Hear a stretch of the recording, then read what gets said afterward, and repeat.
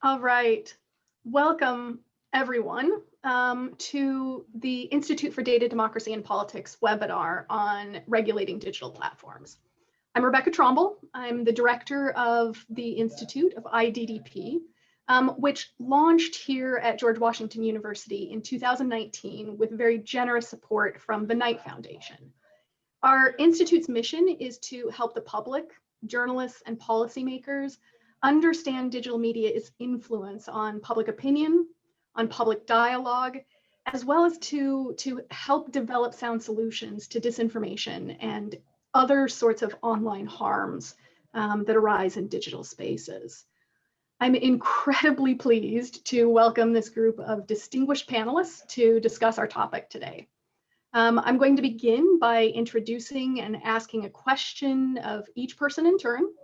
And after each panelist has the opportunity to offer a few opening thoughts, I'll then open things up to a conversation with the whole panel.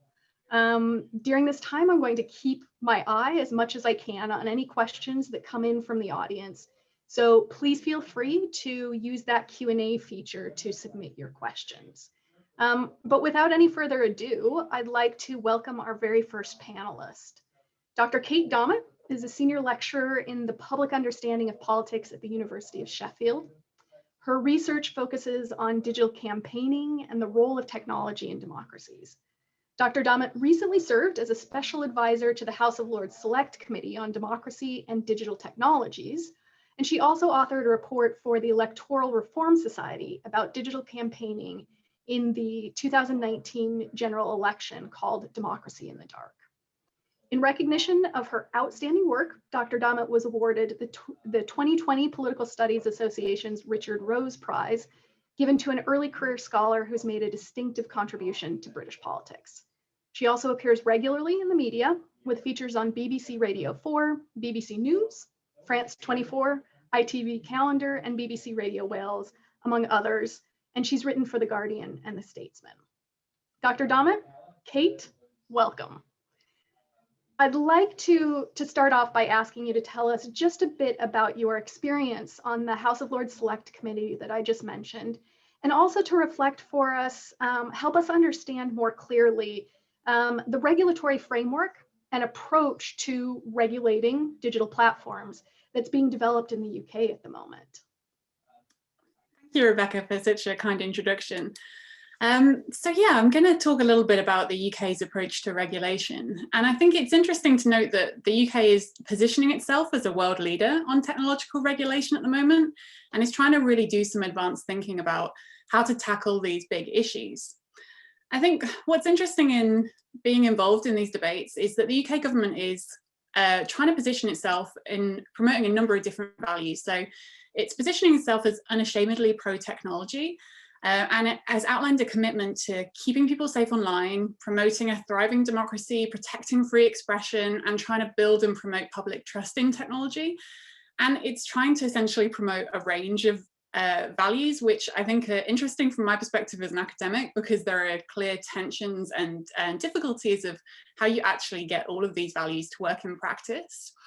In terms of how the UK has been developing a regulatory response, there's been a lot of interest in this space, but the primary legislation at the moment is the Online Harms White Paper that's being developed by government. And this is legislation that's essentially it's taking a systems-based approach that's trying to encourage the digital world to be designed and to operate in line with those favoured ideals I outlined. So it's taking a risk-based model of governance, and the goal is to introduce a new statutory duty of care on digital companies, and that will essentially focus on user-generated content services like platforms or online messaging services, but also search engines.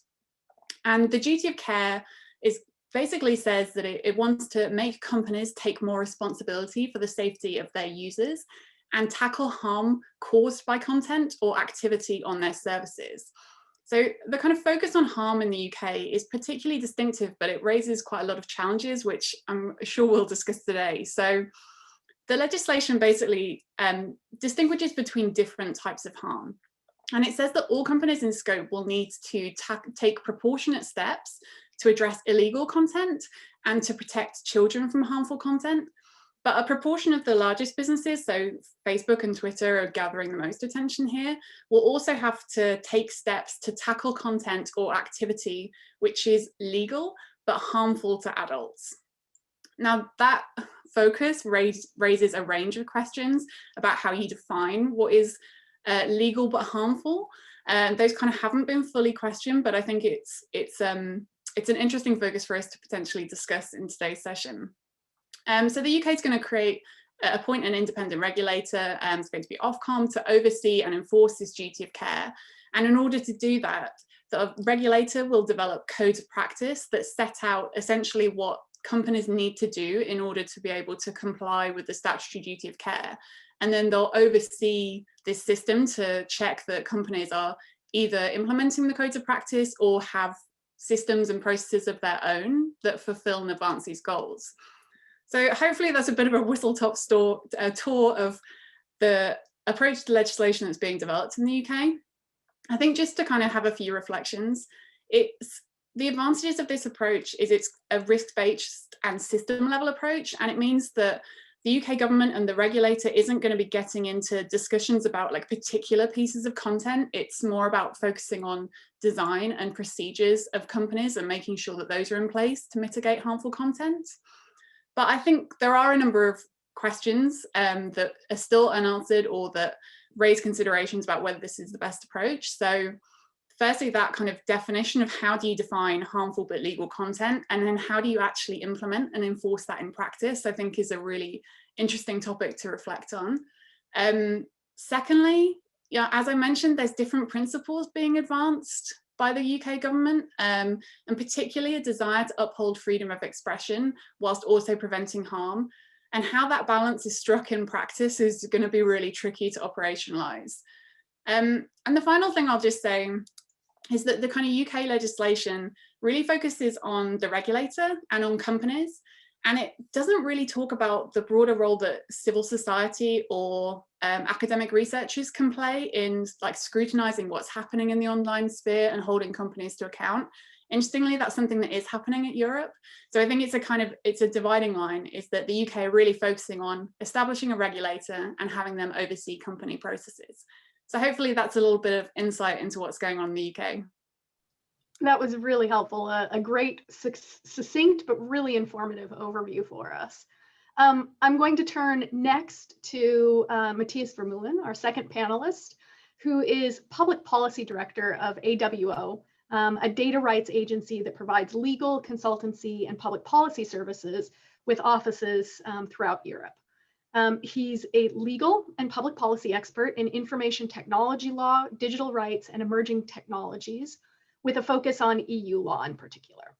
Mr. Vermeulen previously worked as a strategic advisor for the Mozilla Foundation and Luminate, where he advised both organizations on their campaigning and policy strategies related to countering online disinformation, ad tech, and online content regulation.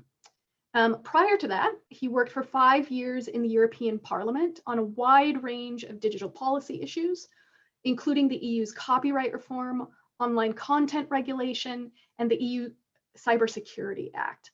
Mr. Vermeulen is also an associate fellow at the Center for Law, Science, and Technology and Society at the Free University in Brussels.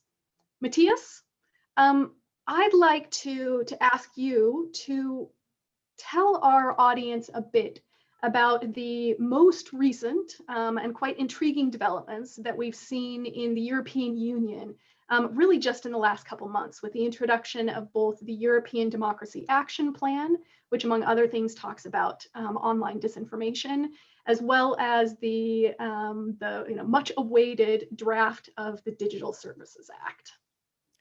Thanks, Rebecca, and thanks for this rather generous introduction as well.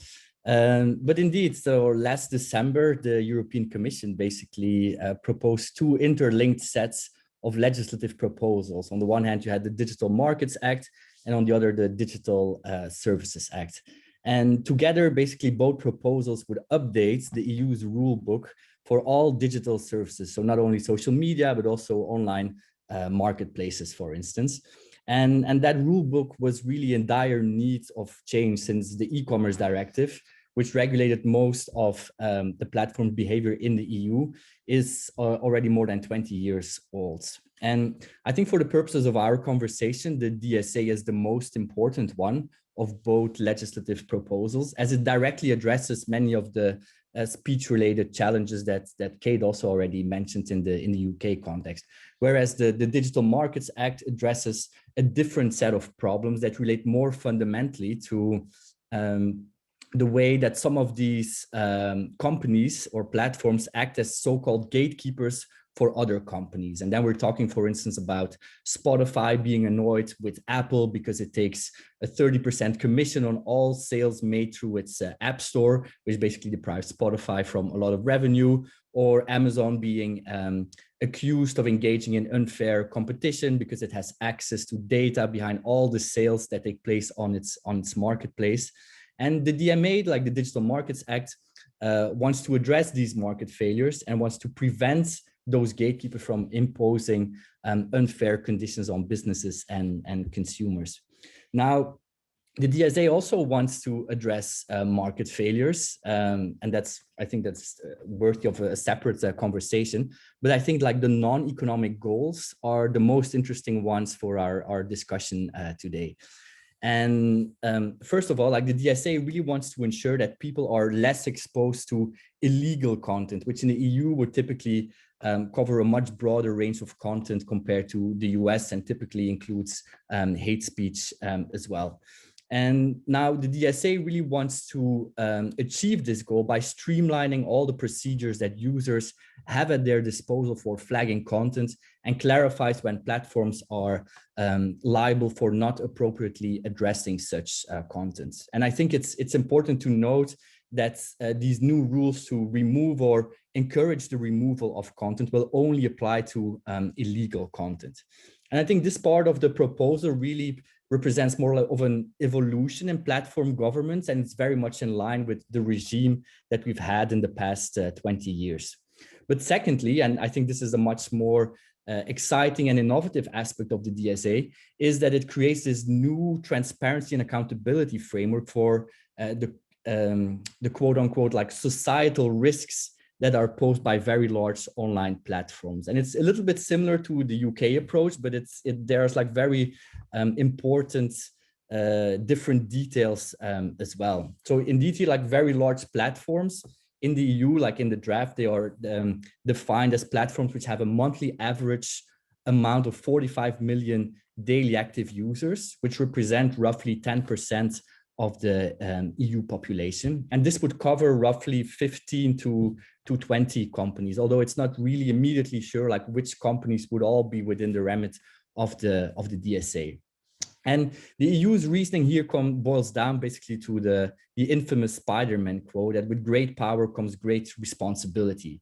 And the reasoning here is that like once a platform reaches that 45 million user threshold, its activities can pose these so-called systemic risks, which can have a disproportionate impact on our societies given their reach and their ability to facilitate public debate.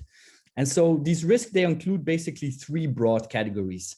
One is how these services facilitate the dissemination of illegal content. Secondly, any negative impact of the service on the exercise of fundamental rights, including right to privacy, freedom of speech, or online discrimination. And I think this is a very sort of clever frame, as it doesn't force the Commission or European Union to reinvent the wheel and come up with these new legal definitions of what is exactly harmful content, or what are various forms of harmful content. And for instance, like you don't need to define what online harassment is, but you do need to assess how your service can be used to stifle freedom of speech online and organize harassment campaigns, such as the ones we've seen, for instance, in the Gamergate saga, can actively lead to sort of like a chilling effect on speech. And then sort of finally, a third category of risk is more of companies will need to do an assessment of how their services can actually be manipulated through fake accounts or bots or other automated behaviors. And so basically the whole idea is that platforms, they should identify these risks, like very large online platforms, they have to identify these risks, and then take appropriate, quote unquote, risk mitigating measures that really go beyond the sort of binary choice between do we have to remove content or can we actually let it stay up. And so these risk mitigating measures, they can include changes to the terms of services, product changes, improving the authority or like the surfacing of authoritative new services. And all these risk mitigating measures, they will be audited by an independent entity to see whether they are actually effective. And we can talk a little bit more about this in the Q&A.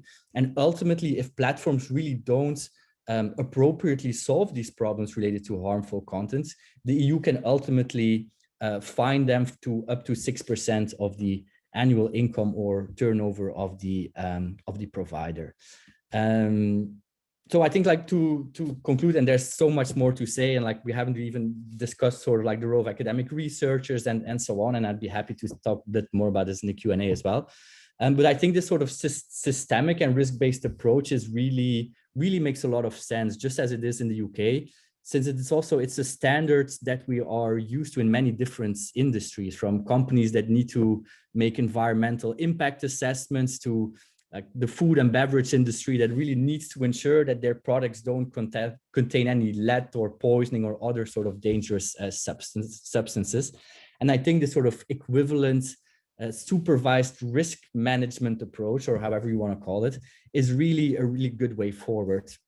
And then I think my second last point is, I think it's really good that the proposal makes a very clear distinction between basically saying that harmful content shouldn't be treated in the same way as illegal content, and illegal content can and should be removed, preferably as quickly as possible. But harmful content is such a much more fluid concept that requires different tools and countermeasures beyond sort of like that blunt removal sort of weapon that platforms have been using. And I'm sorry, I probably spoke already too long, but I'll leave it at that.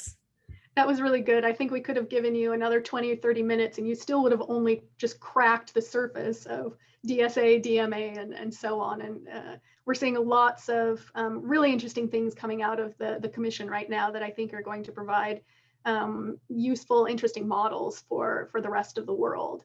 And thinking of the rest of the world, I'd like to turn to our third panelist now. I'm really pleased to welcome Emma Ruby Sachs, apologies, who is the executive director of Some of Us, a global consumer advocacy group that campaigns to hold big corporations around the world accountable. The organization Some of Us has 15 million members worldwide who come together to promote campaigns that push back against platforms' mass data harvesting, boycott platform advertising, help thwart the spread of disinformation, and many, many, many other issues that are relevant to our conversation today. Ms. Ruby Sachs is also a writer and a lawyer. She's author of The Waterman's Daughter, which is a literary novel set in South Africa. And her writing has been published in The Guardian, The Nation, The Huffington Post, and a variety of other international outlets.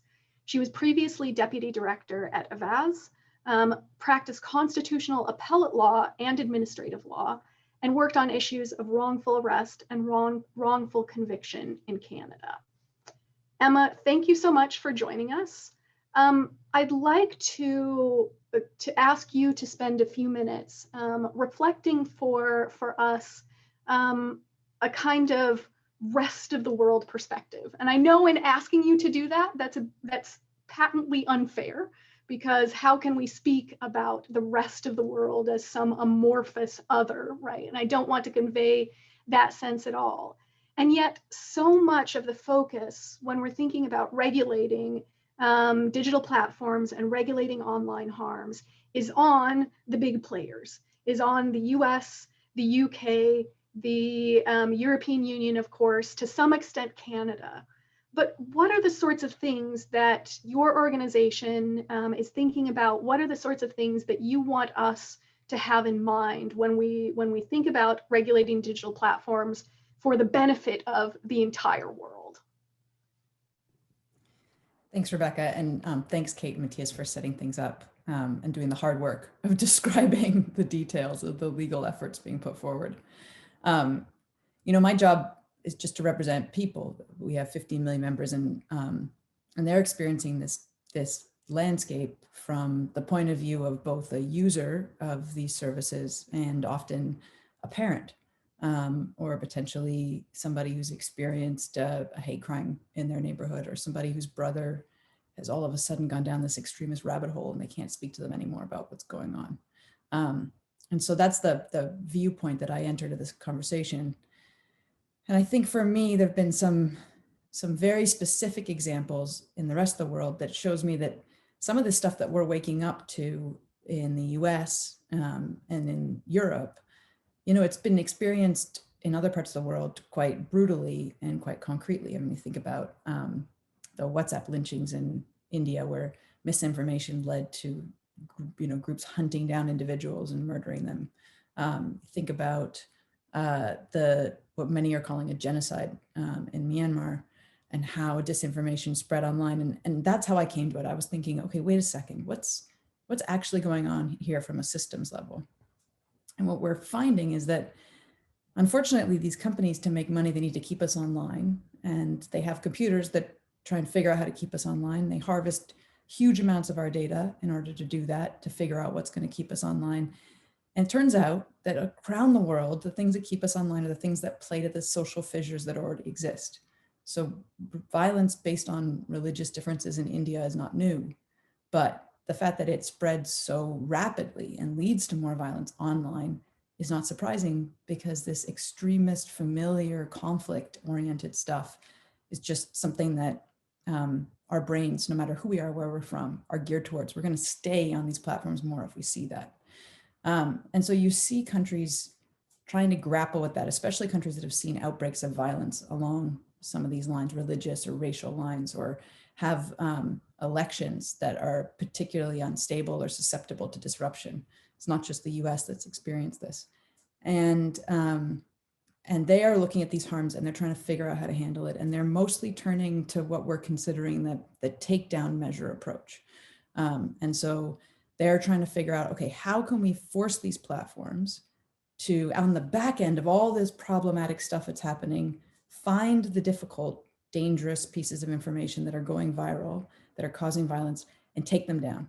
And you see this in Nigeria, you see this in Brazil. And in a way, it sort of makes sense, right? Like, as a visceral reaction, this stuff is not dangerous, it's harmful, people are dying, we need to get rid of it, and we need the platforms to find it and get rid of it.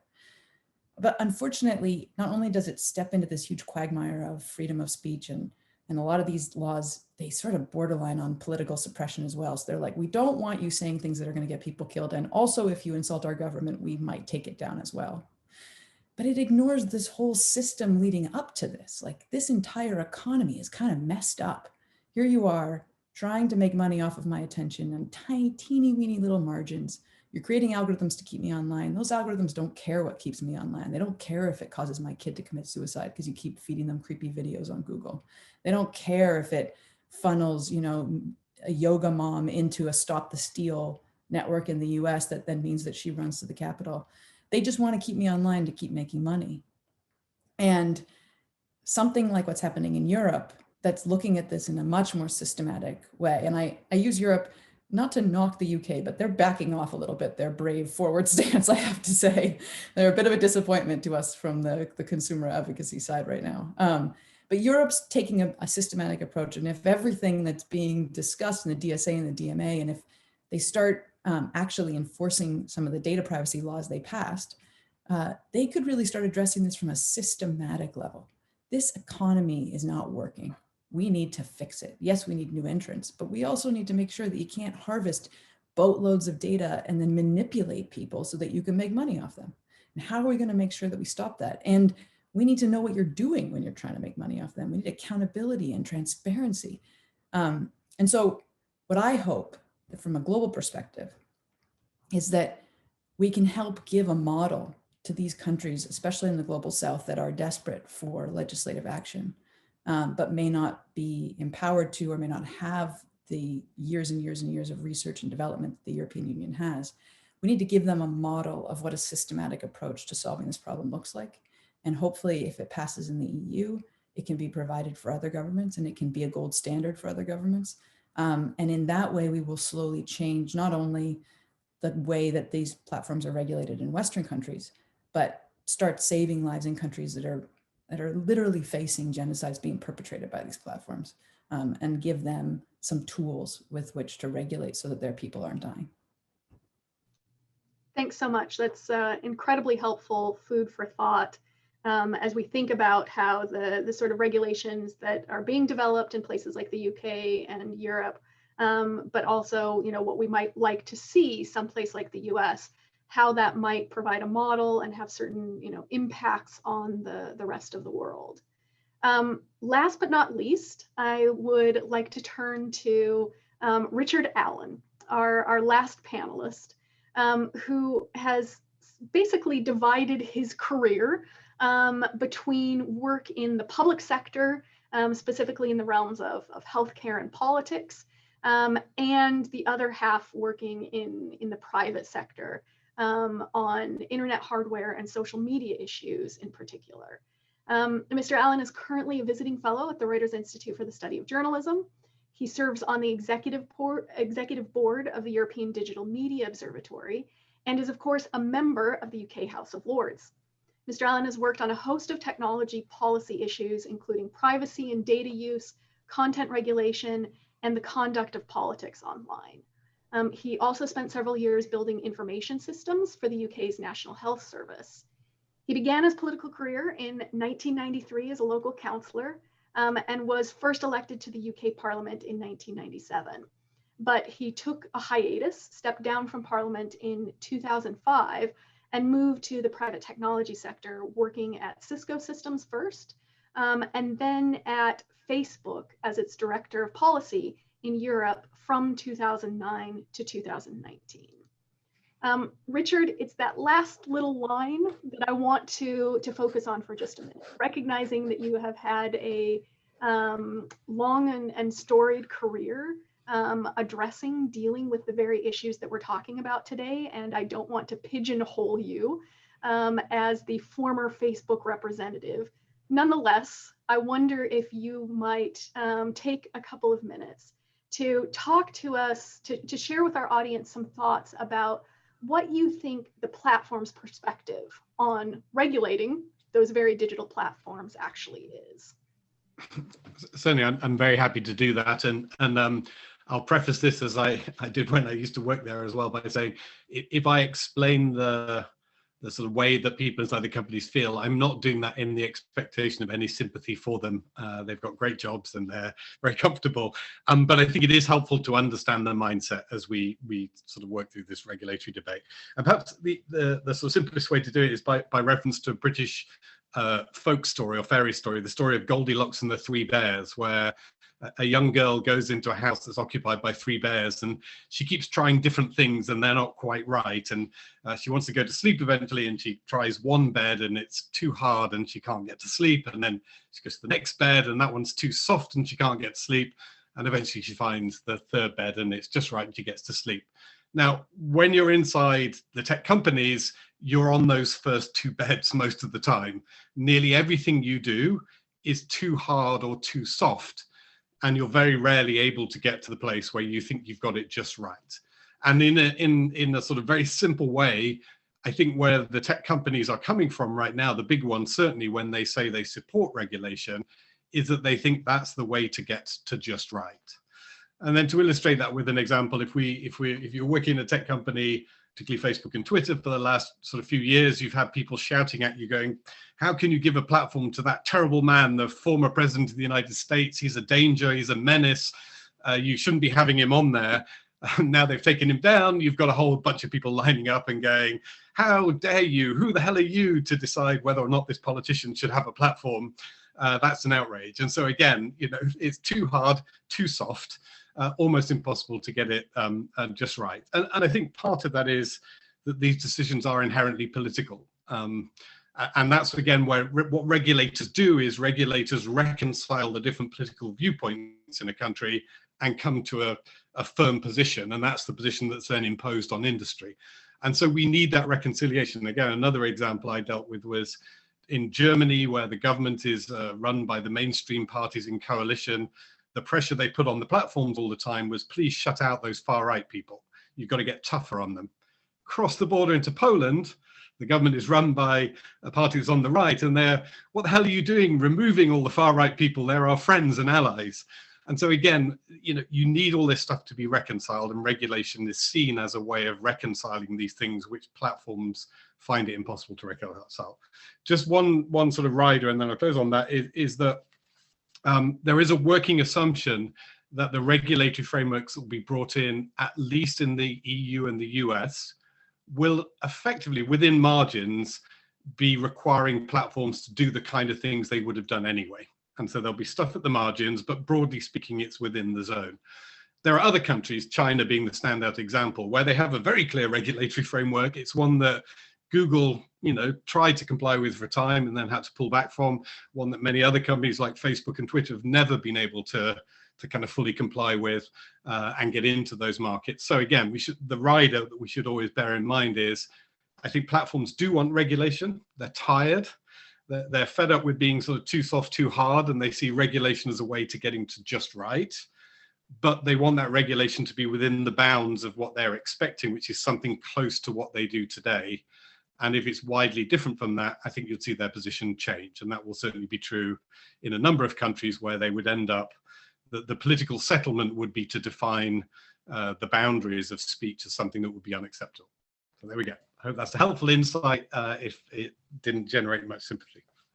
It is, and I appreciate the Goldilocks metaphor here, and particularly a piece of what you said at the end about how the platforms are open to regulation, but only insofar as it really permits them to more or less do what they're doing today.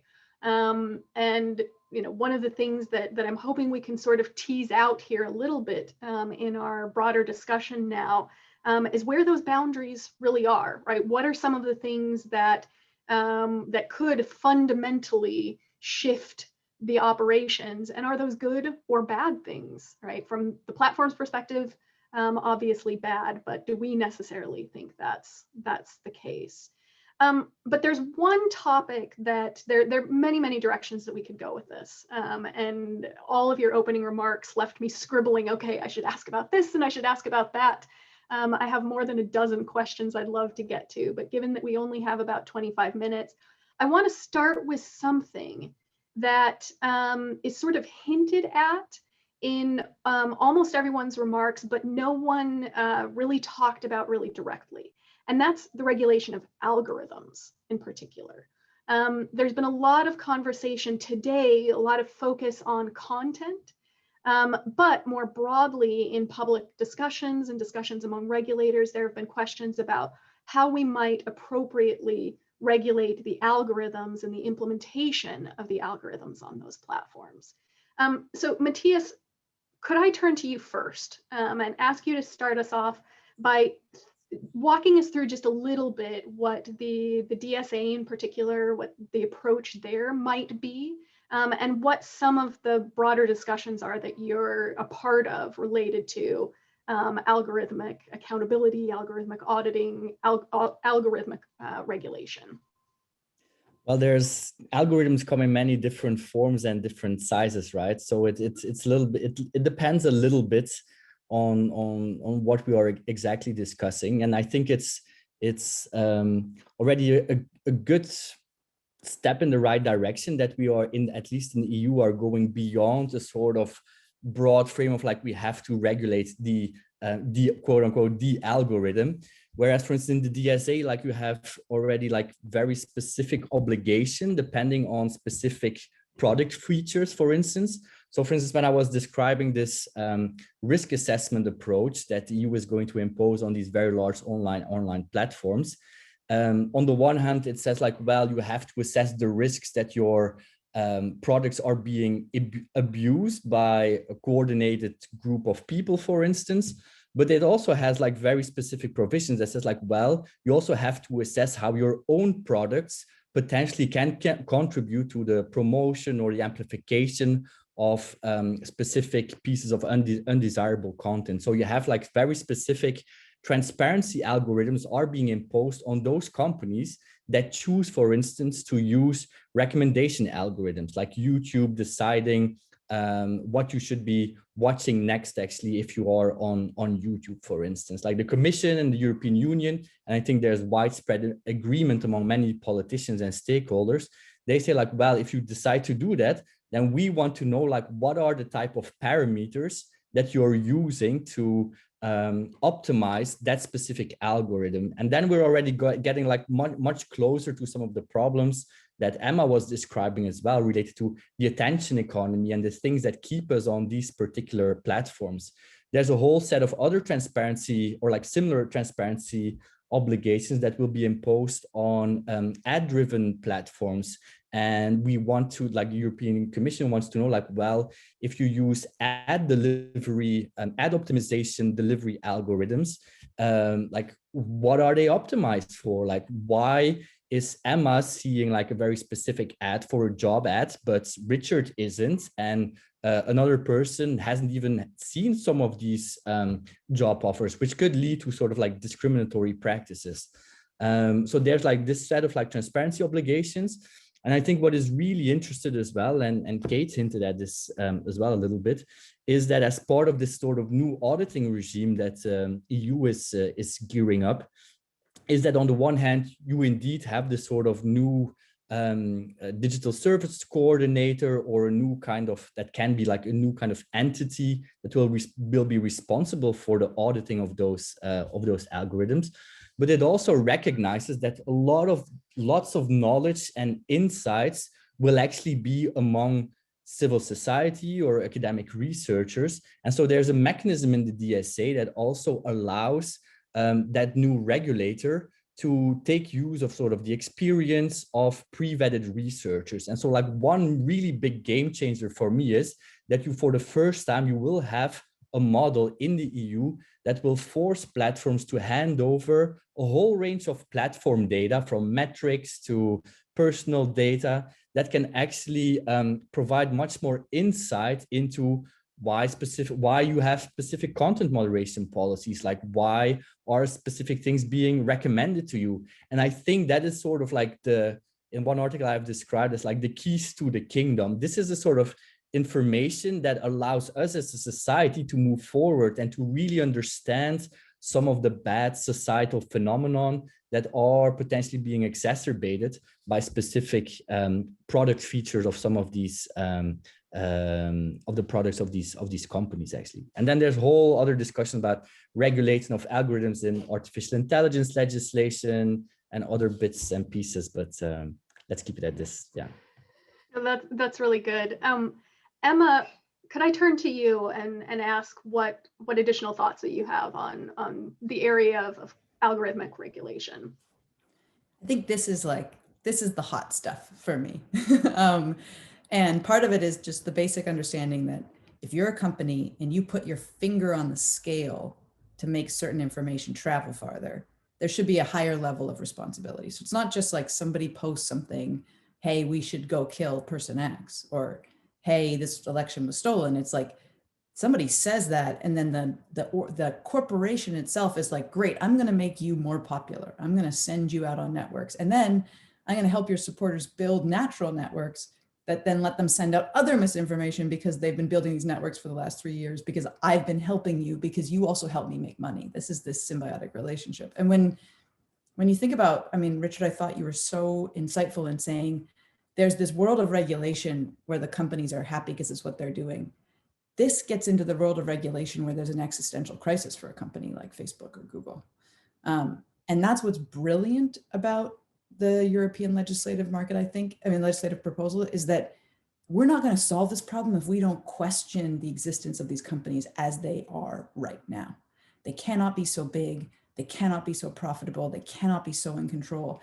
And that means saying to them, guys, I know you're making a lot of money off these recommendation engines and off these algorithms that keep us in great attention. But you might not be able to make so much money because people are dying. Elections are being undermined. Democracies are collapsing. This is a serious problem. And so some of this regulation needs to get to the heart of your business model. It's not just coming in and deciding which bed you want to sleep in. It's being like, yeah, this whole thing is not working. You can't, these algorithms, they don't want to give researchers access to them because they're trade secrets. The person with the best algorithm wins the game.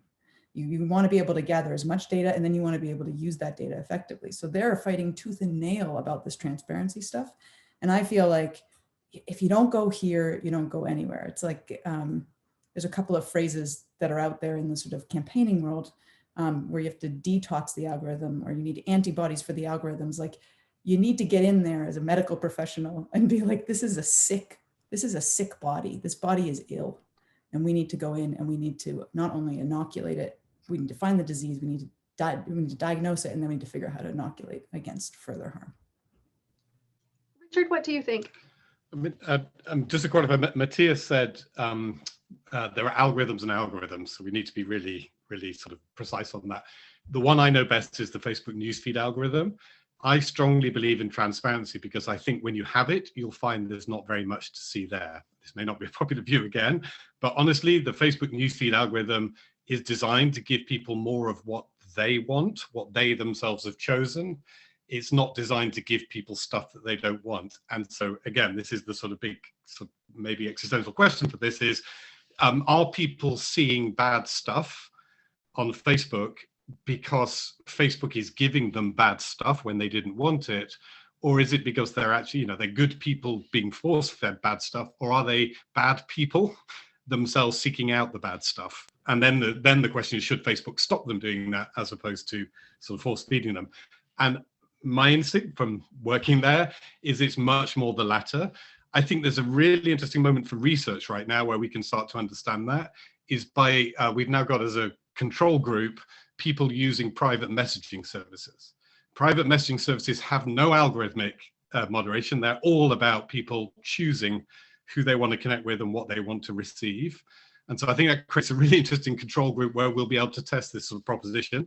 And if people are still accessing the same amount of bad stuff on private messaging services where there's no algorithmic curation, it kind of tends us in the direction of saying, oh, maybe the problem's with the way that which people are seeking information out rather than having it thrust upon them. So that's, let's say, contentious, but I think it's a really interesting time to look at the research. And I don't think Facebook's got anything to be scared of by opening up its newsfeed algorithm because it'll prove whether or not that's correct. Recommendation engines are different, just to be very clear. So recommendation engines do something different. They do select from the entire universe of content and sort of force feed people. But newsfeed ones don't necessarily. Twitter would be the same. Twitter or Facebook feed algorithms, I think, are much less about sort of force feeding and much more about giving you more of the same stuff that you yourself have already chosen and opted into. Just 1 second, I know you want to go to something else, but no, go ahead, recommendation engine, and then there's ad algorithms as well, which ad service algorithms. But there is unfortunately, what we do know about human beings is that salacious and extremist content, that we will click on it because it's interesting to us. And that's a kind of choice that also undermines democracies and causes death and harm and destruction. And that's, we talk about all sorts of things governments step in and regulate, where technically we might freely choose to do it, but they don't let us do it because it's harmful and you can't choose to do it. And I think that's a whole discussion about how we operate online. I may choose to watch extremist content. God knows the teenagers in my life do. But should they be allowed to? Matthias, I know that you wanted to give a really quick response here as well. Please be very quick because then I want to take the next question to Kate. Exactly. And I think like what Richard was saying is, and I'm totally going to steal the sort of force feeds metaphor in future presentations, by the way. But I don't think that sort of like even how as good as the DSA approach is, for instance, on taking a systemic approach, like it's not necessarily going to lead to like an existential crisis for many of the companies. I think like many of the sort of existential threats can be found in the Digital Markets Act, in antitrust regulation. It can be seen, for instance, in things like Apple's IDFA decision that actually leads potentially to Facebook filing an antitrust complaint against Apple. And I think like the DSA really goes a long way, but for like the really existential stuff, we probably need to focus a bit more on the antitrust parts as well. So Kate, as promised, the next question to you. I want to return to the notion of the duty of care that the UK white paper establishes. In your introduction, you talked about applications to illegal content and content that's directed at children in particular. But then, of course, there's the crucial legal but harmful content, and the duty of care notion applies directly to this notion of legal but harmful. And so, building on a question that we've seen from one of the members of the audience in the chat, I wonder if you might share with us some thoughts about how the UK might apply this duty of care to other particularly vulnerable populations or communities, to those who have historically been marginalized, minority groups within a country, and so on. Yeah, that's a really great question. Thank you. So I think this last category of harm that is set out in the UK legislation is really interesting, because the kind of actual wording is it's harmful content that gives rise to a reasonably foreseeable risk of significant adverse psychological or physical impacts to individuals. And the legislation kind of outlines a number of areas that it's going to target developing codes of conduct. So that's kind of content promoting self-harm, hate content, or like encouraging eating disorders are a few of the examples that are given. So I think the question that was asked about targeting particular groups, I think you could definitely see that that could fall under the guidance for hate content. So in that way, the companies would have to be demonstrating that they were taking steps to ensure that that kind of hateful content wasn't causing harm in this physical or psychological form on individuals. I think what's interesting is that the examples that have been given by the UK government are pretty broad, you can see from that list that I gave. So actually, I think I'm not really sure how they're going to implement these things in practice. And I think that's the real challenge that we're at now is, you know, we've gone from this blank sheet of paper to having a fairly good set of recommendations, but there are still huge questions about how these are actually going to be enacted and what it's going to look like in practice. And I think the reason for me that's particularly troubling is, you know, the regulator that's been appointed isn't necessarily the most well-resourced. It doesn't really have a huge amount of expertise. They're rapidly hiring at the moment to bring in people who are going to be thinking about and implementing these principles.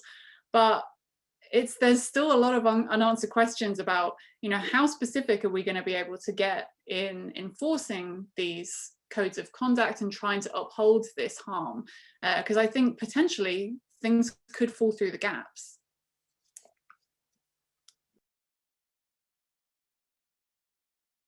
You've given me the perfect setup there for what was another one of the key questions on my own list, and that we're actually seeing in different forms from members of the audience in the Q&A and chat.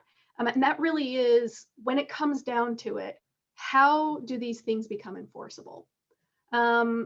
Richard, would you mind giving us a few of your thoughts, right, from a wide range of experiences that you've had, about how regulation in this area could be adequately enforced? Yeah. So something I've been developing, which I actually think is the most effective way of doing this, that I would like to see as a citizen, actually, more than anything else, which is something I've called a harm reduction plan. And that's where the regulator and the platform and experts, academic and civil society experts, sit down together. The platform writes down what it thinks a particular harm looks like on its service, and it'll vary from platform to platform, and what steps they're taking to reduce that harm or to tackle that harm. And then you sit around the table and decide whether or not that's good enough. And at the point at which the regulator says, I'm accepting that's adequate, if you do what you've said in your plan, you're meeting your duty of care. And it's going to be, say, a very specific plan for each harm separately in detail for each platform. And then when you've done that, publish it. And then I, as a citizen and the user, can now understand whether or not that's being met. And behind the scenes within the plan, you will have elements like, you know, and the regulator will have a right of audit, will go in and look at certain things. It may be that not every sort of detail of the inner workings of a service is put in the public domain, but as a citizen of the UK, I'd like to know that Ofcom has had all areas access in order to find out whether or not that plan's been met, and renew that every year. So that's, for me, the right kind of mechanism. It's not one where, you know, you're just throwing bricks at each other, regulator and platform throwing bricks at each other, or in the form of fines or whatever it is. Yeah, you may get to that. If the platform doesn't show up and doesn't produce a plan and doesn't stick to it, find them then. But the starting point should be shared objective. You know, we all want to reduce harm to children. We all want to deal with certain forms of harmful misinformation. So let's agree on that. Get that agreed plan out there. And I say, absolutely critically, we've never had this before. Let's get that out in the public domain so we can all understand what the platform's committed to, and we all understand there's a regulator who are going to hold them to their commitments and punish them if they fail to meet them. So you key in there on the notion of you know, shared concern and shared responsibility here, that, you know, universally we would at least hope that the platforms and regulators and citizens could agree that there are certain harms that, right, we need to avoid or need to be reduced. And what you've pointed to here in particular with the notion of the harm reduction plan is that you know, this could be a sort of document or instrument that citizens themselves, right, play some role in or have some buy-in.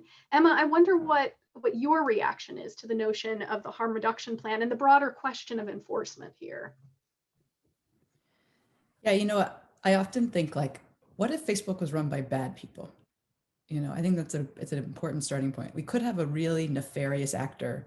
There are corporations out there that have done horrible things. I won't name them, but I spend my life having to chronicle their abuses, that are run by people whose understanding of what kind of human rights and objectives are acceptable are different than mine in some fundamental way. And Facebook weirdly isn't like that, because I know a lot of people who work there, friends who work there. And I do believe that it wasn't started as an evil actor to dismantle democracies. And so this idea of, like, bringing the tech companies to the table and having those conversations and then moving into enforcement, and especially that idea of an iterative regulatory body, I think that's key, because the technology, the thing we're talking about now, we're talking about recommendation engines. That's going to be obsolete a few years from now. And you need a regulator that can keep up with that, like we do with securities. You know, like, people are always finding new ways to get to trade in shady ways. We need somebody who can keep up. Same thing with the tech industry. So we're going to have to do this hand in hand. But I may be a lone voice in this, and I know that government officials, in order to avoid opposition, often don't say this, but I think it has to be painful up front for the existing platforms in order for the regulations to actually solve the harm. So I think that it's inviting them to the table, but it can't be voluntary, because we need to restructure. And the era of voluntary is over. And, you know, the platforms are making small concessions here and there, often in very geographically specific areas, like, oh, we'll take down this speech in the US during the election, but we won't offer the same thing to another country during their election, for example. And I think that they're not nefarious, but at this point, they've proven that they can't regulate themselves. And so that's where fines come in. That's where other enforcement measures come in. And this is not new. That's something that Matthias said. Like, the FDA does this, you know, lots of regulatory bodies do this and enforce this principle. And it's like the era of the wild, wild west of the internet needs to end, and we need to get up to speed. Matthias, following on that, I wonder if you agree with Emma's statement that the era of voluntary is over. And I ask this question in particular because the European Commission's approach to regulation is often a sort of step-by-step one. And that's what we've actually seen with the digital platforms, that you can start with, or often do start with, a self-regulatory, effectively voluntary model, see where that works, and then move on to co-regulation or full regulation. Where do you think we are with the digital platforms now? I think we're definitely at the end of the road now in terms of, and we've reached the limits of self-regulation as well. And that was also basically even probably reached the limits of co-regulation to a certain extent, like depending on how you would define that as well. But I think like the past couple of months even have demonstrated that more, whatever that is, more needs to be done. That's a common refrain among politicians always, right? But I think like I do agree also, for instance, with Richard, and it's also a little bit in line with the EU approach. Is like you need to have this sort of iterative regulation. I do like this idea, sort of like this harm reduction plan, which is another way to describe the sort of risk mitigating measures that the EU has in mind. But the fundamental difference of what we're going to have in 3 years compared to what we have right now is that there is going to be independent oversight, more transparency and auditability of some of these actions that platforms have been taking. Like if YouTube says, in the context of this co-regulation discussion, like, well, we have now taken measures, and as a result of that, like our viewers in the US and in the UK, because as Emma says, it's always very limited geographies, they have been 70% less exposed to what they are calling borderline content. And there's, of course, there's absolutely no way that nor we, nor anyone on this panel, nor regulators, nor academic researchers can actually assess that claim. Is that true? Probably. But we, like, the era of like trust us is really over. And I have a little bit of a background working on intelligence related issues, and there the motto was always like, trust is good, but verification is better. And I think that's really where we are moving towards right now. It's sort of this supervised system of co-regulation, where there is a clear role for platforms to take actions that they think are necessary and proportionate to counter a whole range of forms of harmful content. But like there needs to be that extra check, and I think that's where we're going, where we're headed at right now, actually. I want to take our last couple of minutes as we close out to think about how all of this legislation, how all of these regulatory matters fit together, and in particular, bring it back to the US context. And I wonder if anyone has thoughts about how we take something that's being developed in the UK and something that's being developed in the European Union and potentially build on that. What ultimately is the role that the US in particular needs to play within this larger patchwork of regulation? Richard, I saw you unmute. Do you want to take a stab at that first? I mean, we used to struggle with this inside Facebook because we had reached this position of saying we think regulation would be helpful to get us out of the too hot, too cold dilemma. But it's never going to happen in the US because it's regulation of speech. And I think there is a fundamental difference, which is, you know, again, others will be sort of First Amendment experts, but I think what the First Amendment essentially does is it says that in the American settlement, the preference is for other private entities to manage speech, because the fear is that when Congress does that, that's oppressive. So you've kind of said, Congress, stay out of this thing. You've left a vacuum and the private entities have run into it. In Europe, we don't have that same sort of sense, and so we're really happy for government to step into that, well, happy-ish for government to sort of step into that space. We tolerate it and we permit that. So I think there is going to be a struggle that you need a model for the US. The nearest I've sort of come to was thinking that there may be something in the notion of unfair and deceptive practices, which is a regulated issue by the Federal Trade Commission in the US, where if you adopted this harm reduction plan type model, and a platform went out and committed to saying it was doing certain things, you might have grounds for the FTC to regulate it. So it's not directly regulating speech, but it's regulating whether platforms are meeting their contractual obligations in respect to speech. So that's the nearest I've thought to a mechanism that might sort of get you there, given that Congress is never going to be allowed to directly regulate speech in the US. Anyone else want to weigh in here? Matthias? Yeah, I just wanted to sort of, I think there is indeed like lots that can be done with this notion of unfair and deceptive practices. And in the EU, we have something similar as well. And it's also because like much of the tech that we're discussing now will be obsolete. It's a point that someone else was making earlier as well. Like, for instance, like some people and groups are now thinking like, well, if we ban targeted ads, we are going to sort of solve all the problems related to online harms in this ecosystem and so on.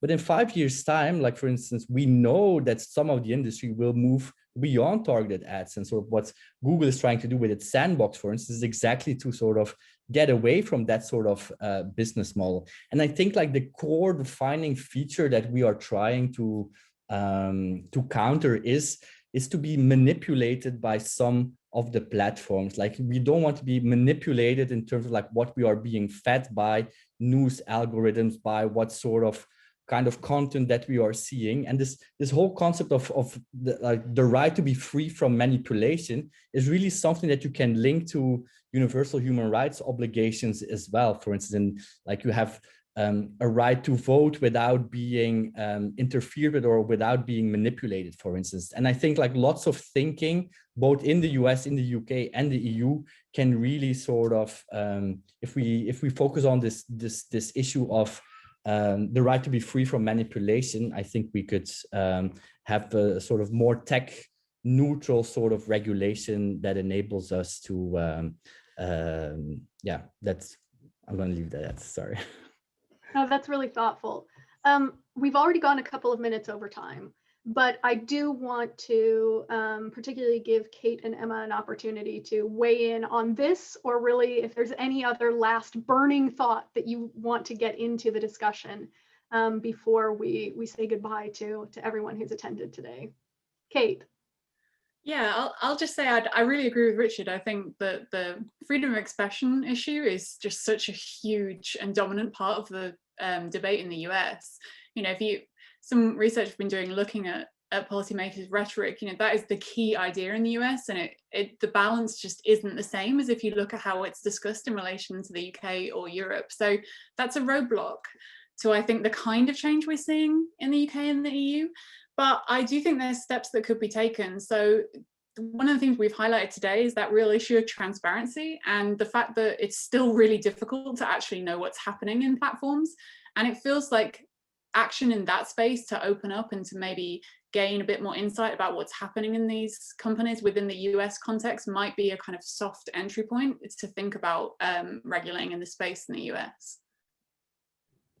Really thoughtful, really helpful. Emma, please close us out. I know it's like, this is an hour-long conversation about, I mean, longer, but there's a bunch of stuff moving in the US, all of which is interesting. I would just put a note on the antitrust movements. And I think that's where it should happen. These are US-based companies, and the laws, if they are enforced properly, pose a real threat to the size and scope of a lot of these platforms, as it should. Those laws are in place to protect us from these kind of big, massive players. And I would put an underline under that last point that the US is probably the jurisdiction where antitrust would matter the most, given that, right, the platforms are based in the US. So that's clearly one area where the US can take actions in ways that other jurisdictions simply can't.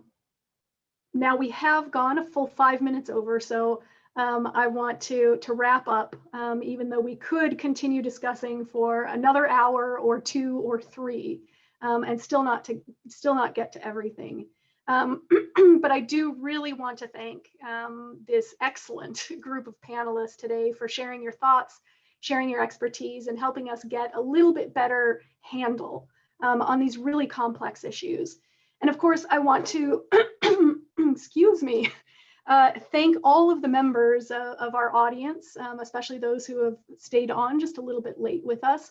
And a reminder to keep an eye out for a couple of additional webinars that the Institute for Data, Democracy, and Politics will be hosting in March and April. Thank you all so much for taking the time to talk with us today, and I hope you have a wonderful rest of your week.